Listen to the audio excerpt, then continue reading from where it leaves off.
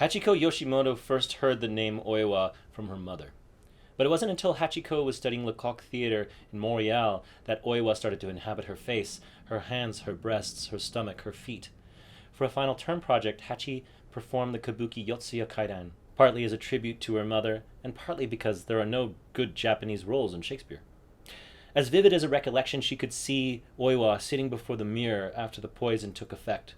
A chunk of hair caught in the comb's teeth tears from her scalp. The skin under her eyes sags in the candlelight. Since university, Hachi had remained suspicious of artists' eccentricity, where the process of craft became commensurate with a spiritual awakening. Often, these artists, their minds pulverized by inspiration, ping-pong from depression to ADHD, no longer capable of simple enterprises, paying rent or operating a diaphragm.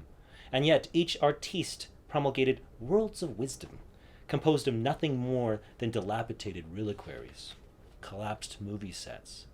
Within stood a waxwork proselytizer, clad in Shakespearean ruffles, and a sculpture in the form of the Pieta, but instead of Jesus and the Virgin Mary, the artist draped over the knee of a walrus-mustached genius.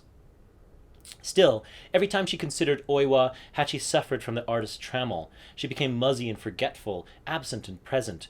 Had she contracted this disease like encephalitis? For Hachi, Oiwa had become compulsion. In Japan, to play Oiwa was akin to saying Macbeth backstage. Oiwa never left those who played her. She became the ghost of life. And similar to how, in the kabuki, Oiwa haunted her murderous husband Iemon, so too did she clamber over actors' shoulders, scream from the rafters, appear in the dim lamplight, her white burial kimono, a striking contrast to the black, wet hair hiding her face.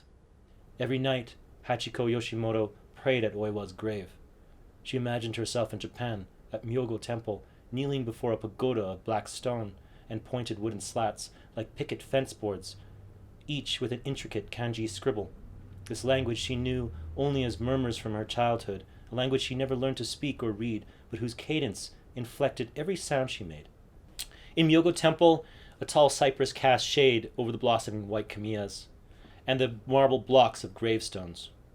Red and white petals lined the ground like a romantic lover's bed. On her knees, Hachi prayed to Oiwa, who started to emerge not just in the performance, but in Hachi's mirror.